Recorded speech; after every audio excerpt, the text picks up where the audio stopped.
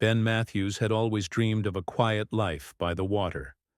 After years of stressful legal battles, constant relocations, and never-ending deadlines, he finally found solace on the banks of Lake Hawthorne. It was the perfect escape. A modest cottage tucked away on the edge of a secluded community. The gentle lapping of the water against the shore, the hum of crickets at dusk, and the occasional call of a heron were all the soundtrack he needed. His morning routine was simple: coffee in hand, fishing rod in the other. The lake had become his sanctuary, a place to breathe, to unwind, to find peace. The sleepy little neighborhood had the kind of charm you'd expect from a postcard. Neat lawns, freshly painted fences, and houses nestled behind rows of tall, protective trees. Yet beneath this idyllic exterior, a silent war simmered. It wasn't the kind of conflict that would make the news, but it was one Ben couldn't ignore. The Homeowners Association, or HOA, had a vice grip on the neighborhood. They dictated everything from the color of your front door to the type of tree you could plant. No rule was too small, no infraction too minor.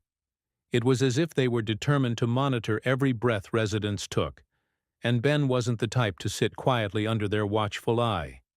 He had learned about the HOA's rules the hard way, after one too many notices about his lawn not being the approved shade of green. But it wasn't the rules that bothered him the most. It was the fact that they could intrude, dictate, and worse, fine him for living his life in peace. That's why he had built a small dock out by the lake, where he could fish undisturbed by their meddling. It wasn't much, but it was his space, his little rebellion against a community that demanded conformity at all costs. But Ben had no idea that his quiet refuge was about to shatter. As he cast his line into the calm waters one crisp autumn morning, the feeling of dread crept up his spine. It wasn't the weather, or the stillness of the lake, but something else, a sense that everything was about to change. The HOA's heavy-handedness had always been an underlying issue, but now it was personal. The first of many threats was coming, and this time they had him squarely in their sights. Hey, real quick, if you're enjoying the video so far, make sure to hit that like button, share it with friends, and subscribe for more awesome content. And while you're at it, drop a comment and let me know where you're watching from. All right, let's keep going. Ben's line twitched. The early morning fog was beginning to lift, casting a golden glow over the water. It was peaceful, so still it felt like time itself had paused. Ben's fingers gripped the rod with the practiced ease of someone who had spent hours in these waters, lost in thought as he waited for the fish to bite. He breathed in the cool air, savoring the quiet solitude he had come to cherish. Life seemed perfect. But perfect was fragile, and Ben had no idea how quickly his peaceful morning would crumble. The sudden sound of tires crunching on gravel snapped him out of his reverie. He turned, his eyes narrowing as a dark SUV rolled up to the edge of his dock. The vehicle came to a halt, and out stepped two figures, a man and a woman, both in crisp polo shirts adorned with the HOA's logo. Ben instantly recognized them. From previous interactions, people who had appeared on his doorstep too many times, pushing their rules and regulations like an invading army. But today was different. The woman, short and sharp-featured, approached him first. Her sunglasses sat high on her nose, a symbol of her authority and an accessory that seemed to further distance her from the world of regular, rule-abiding citizens. Her smile was cold, predatory even, as she crossed her arms over her chest and stood before him, blocking his view of the serene lake. "Good morning, Mr. Matthews," she said, her voice sugary sweet, but with an unmistakable edge. "We've had some complaints about your activities on this lake." Ben's brow furrowed in confusion. "Complaints? What are you talking about?" She didn't hesitate. "Fishing, Mr. Matthews. According to HOA rules, fishing on this lake is prohibited without proper authorization, and I'm afraid you're in violation of that rule." Ben blinked. "You're kidding, right?" Not at all, she said, pulling out a clipboard from her bag and scribbling something down. I'm going to have to issue a fine for this infraction. I'm sure you'll find it reasonable. Ben's mouth went dry as he tried to process the absurdity of it all. He had lived here for over a year, had fished in this very spot countless times without a single issue. And now this. He stood up, his patience beginning to wear thin. Are you seriously fining me for fishing? Ben's voice was low, but the anger was bubbling up inside him. This is my property. The lake is part of the community. My community. Not anymore, she snapped, her smile now gone, replaced by a tight, businesslike frown. You've been warned, Mr. Matthews. Pay the fine, or we'll escalate this to the next level. Ben's heart raced. This wasn't just an inconvenience. It was a power play. She wasn't here to solve a problem, she was here to prove a point. A wave of frustration rolled over him, but he held his ground. You can't be serious, he muttered, more to himself than to her. But as the woman handed him the fine, a ludicrous sum that seemed designed to intimidate, he realized she wasn't playing games. She meant every word. As the SUV's engine roared to life and they prepared to leave, Ben felt a shift deep within him. Something told him this wouldn't be the last time their paths crossed. He'd had enough of being pushed around. He couldn't shake the feeling that this was the beginning of something far bigger, and he wasn't about to back down now. The fine still burned in Ben's pocket, but it wasn't the money that irked him. It was the principle. He could feel his pulse quicken every time he thought about the absurdity of it all. Fishing, a simple, peaceful hobby. And yet here he was, face to face with an HOA that treated their tiny slice of paradise like a dictatorship. They'd given him no choice but to comply, but he wasn't going to let it go. Not this time. Ben sat at his kitchen table, staring at the fine in front of him, the numbers swimming before his eyes. How did it come to this? How had it gone from a quiet life by the lake to this? He had dealt with the HOA's ridiculousness. Before, warnings about his grass being too high, a misplaced garbage can. But this was different. They were pushing him, testing his limits, and he could feel the frustration building inside him like a pressure cooker. He had tolerated their petty rules for too long, but now they had crossed a line. I'm not some pushover, he muttered, his hand tightening around the fine. He stood up, pacing around the room. This isn't just about fishing. It's about control. It's about telling me what I can and can't do on my own land. This is my life, my home. He'd thought he'd been living on his terms, but the more he thought about it, the more he realized he was being suffocated by invisible hands. The HOA's invisible hands. They had their fingers in every part of his existence, and they hadn't even bothered to ask if he wanted them there. He could feel the weight of their power pressing down on him. It was all about dominance, a game of control, and Ben was tired of being a pawn. He needed to fight back, but how? What could he do that would make them see that he wouldn't roll over? A flicker of an idea sparked in his mind, small at first, but growing with every passing second. It wasn't just about standing up to them. It was about turning the tables. He knew he couldn't do it alone. No, he needed to hit them where it hurt the most. As he paced back and forth, a plan began to form. He had resources. He had connections. There was more to this situation than they realized. If they thought they could crush him with a fine, they were sorely mistaken. It was time for the HOA to learn what it felt like to be on the other side of the table, to feel the sting of real power. Ben's fingers hovered over his phone as the plan took shape. There was a way to end this, but it would require some bold moves and a bit of luck. The first step was clear. He needed to own the lake. If he could do that, the HOA's little empire would come crashing down, and he would finally have the last laugh. He took a deep breath, steeling himself for what was about to come. This wasn't just a fight for his right to fish, it was a fight for his freedom. And he wasn't going to back down. The plan had taken root in Ben's mind, but now, with the pieces falling into place, there was no turning back. The more he thought about it, the clearer it became. The lake wasn't just a piece of property. It was his ticket to breaking free from the HOA's grasp. He needed to take ownership of it, to own the very thing they had used to control him. It wasn't going to be easy, but Ben had always prided himself on finding solutions where others saw walls. The first step was to gather information.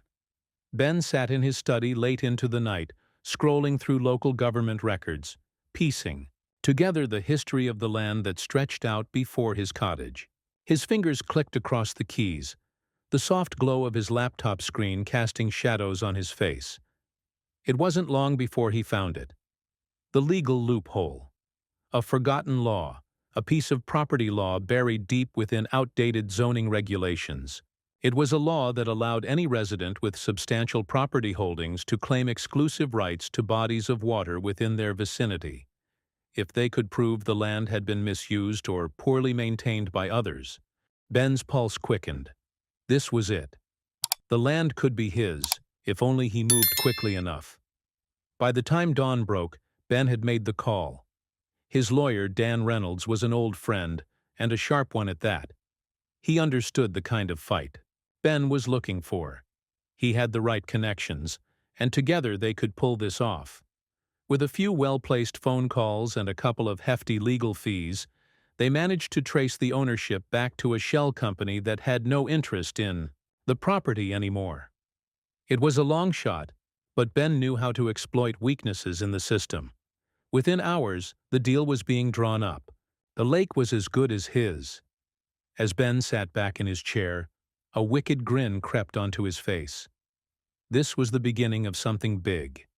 He wasn't just buying the lake, he was taking control. And soon, the HOA would find out just how far he was willing to go. The next day, as he stepped outside, he noticed the familiar black SUV pulling up to his driveway. The same two figures, Karen and her ever-smug colleague, stepped out, their presence unmistakable. Ben's heart skipped, but this time it wasn't fear that gripped him. It was anticipation. Karen's lips curled into a smile as she approached him. "Mr. Matthews, I trust you've received your fine?" Ben nodded, not even attempting to mask his satisfaction. "Oh, I've received it. And you know what? I've made a decision." Karen's eyebrow arched, but she remained silent, clearly expecting him to back down. The way she looked at him. It was the same condescending gaze she had always given him. She believed she had won. She believed that everything was still in her hands. "I've decided to buy the lake," Ben said, his voice steady but cutting. Through the silence, the words hit her like a slap. "What?" Karen blinked, her composure faltering for a moment. Ben couldn't help but smirk at the way her face twisted in disbelief. "That's right. I've already got the paperwork in order. In fact, it'll be finalized today. I now own the lake." He let the words sink in, watching her stammer as the weight of his declaration hit her. Her smug demeanor quickly melted into one of confusion and anger. "This is impossible," she sputtered, clearly caught off guard. You can't just—" "Oh, but I can," Ben interrupted, his voice calm yet loaded with finality. "And I just did." The look of shock on her face was priceless. For the first time, Ben saw the cracks in her carefully constructed facade. He had her exactly where he wanted her, unprepared and scrambling. "Now," he continued, taking a step closer, "it seems I have control of the lake. And as for the fine, consider it null and void. The HOA's reach has just gotten a little shorter." He turned, giving her one last look, and walked back toward his cottage, his mind already racing with the next step. This was just the beginning. The real game had only just started.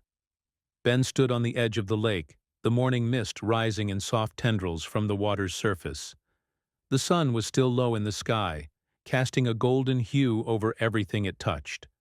For the first time, in what felt like forever, Ben felt a sense of calm settle over him. This was his lake now, Every ripple, every gust of wind, every sway of the grass, it all belonged to him. He wasn't just a resident anymore, he was the authority. And the HOA? They had no idea what was coming.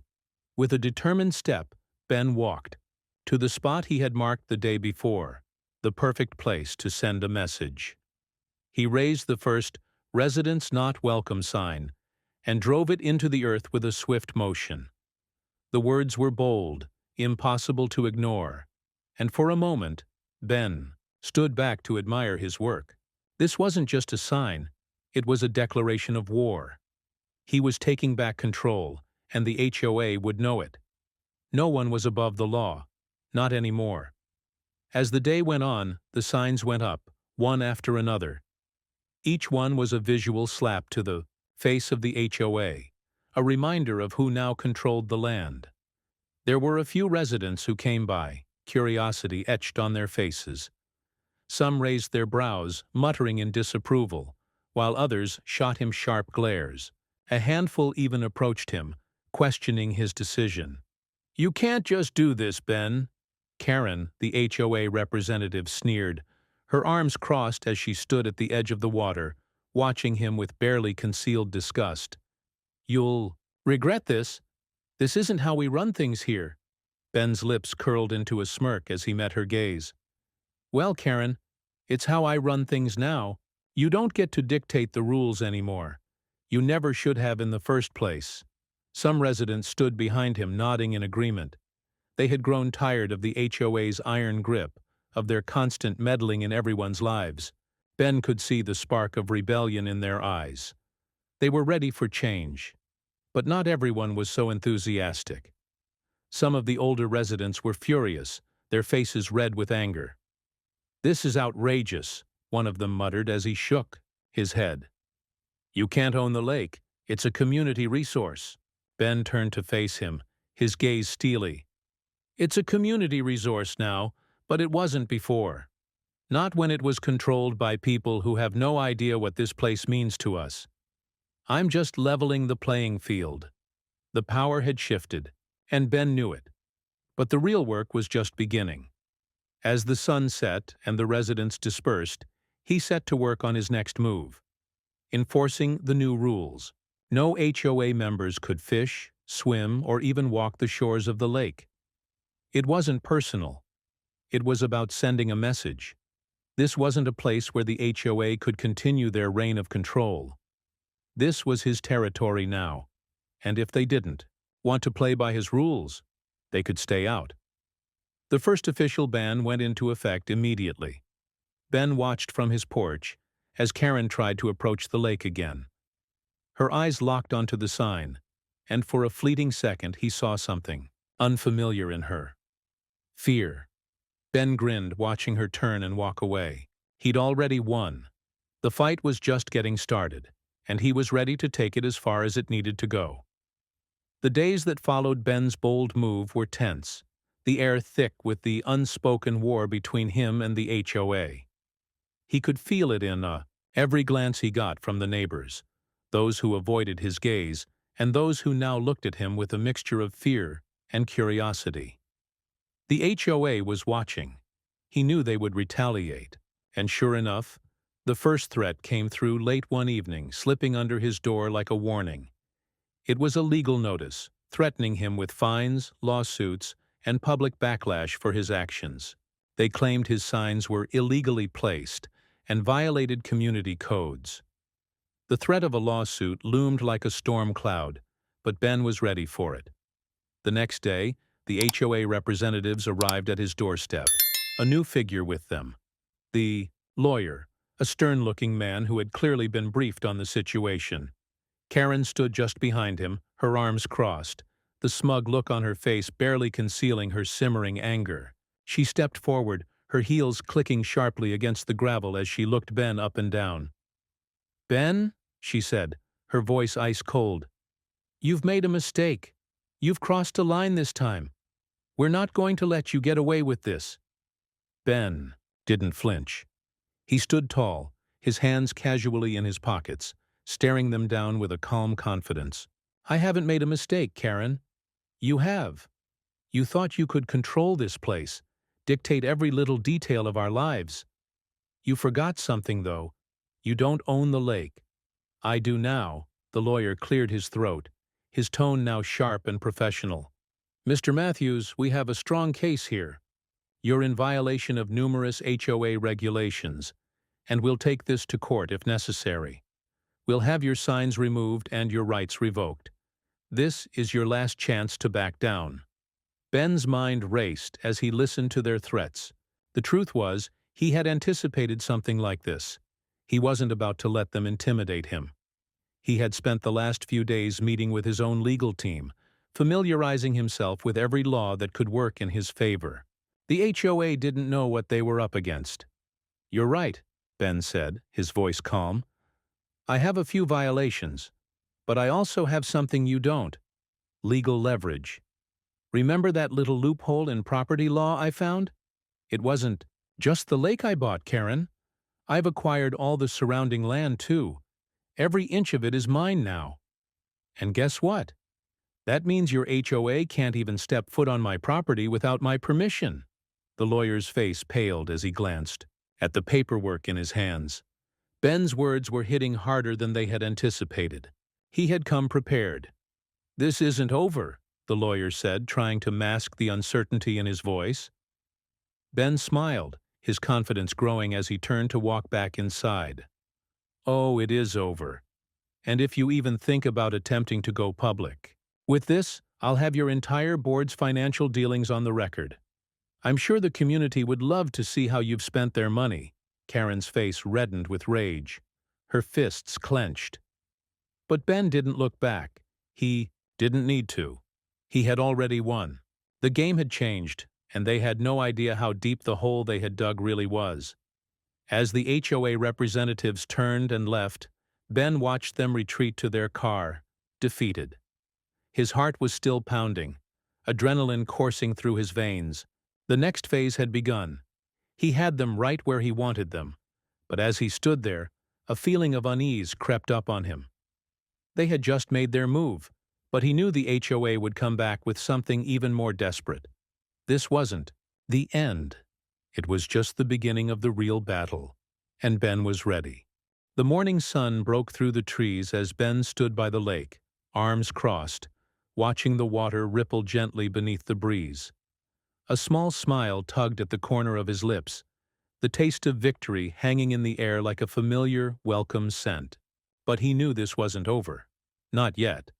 The HOA would retaliate, but they would do so recklessly, as they always had. They just didn't know how to play the game the way he did. And sure enough, the storm broke that afternoon. The HOA launched their final counterattack, a public letter sent to every resident, filled with accusations of Ben's unlawful land grab, and claims that his actions were undermining the very fabric of the community. They threatened to escalate the matter to local media outlets, framing Ben as a villain who cared more about his ego than the well-being of the people around him. It was a desperate move, one that only served to make them look more power-hungry and out of touch with the community they were supposed to represent. But Ben wasn't worried. He had known they would try this. What they didn't realize was how quickly public opinion could turn against them. The next morning, Ben met with his lawyer and a few of his more vocal supporters. They had been preparing for just this moment, pulling together evidence of the HOA's past abuses, their financial mismanagement, and their invasive tactics. Ben had a plan, and he wasn't going to wait for the HOA to control the narrative. By noon, a well-timed social media post appeared, showing a picture of the HOA's scathing letter alongside a viral video of the community meeting in which a few disgruntled residents spoke out against the board. The video was a raw, unfiltered look at the discontent that had been bubbling under the surface for years. Ben's supporters were quick to rally, and within hours the video had been shared thousands of times. The public backlash was swift and brutal. News outlets picked up the story, framing it as a tale of a power-hungry HOA overstepping its bounds and a local hero who was standing up for his rights.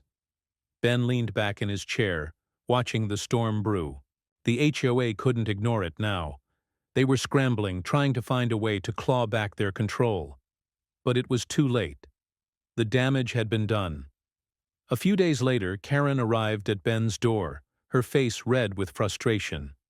She was accompanied by another lawyer, this one looking much more hesitant than the last. "Ben," she spat, "you've caused irreparable damage to this community. You'll regret this." "You'll see." Ben didn't flinch. "You're right about one thing," he said coolly. "I've caused damage, but it's to your reputation, not mine. You're out of options. The community doesn't trust you anymore.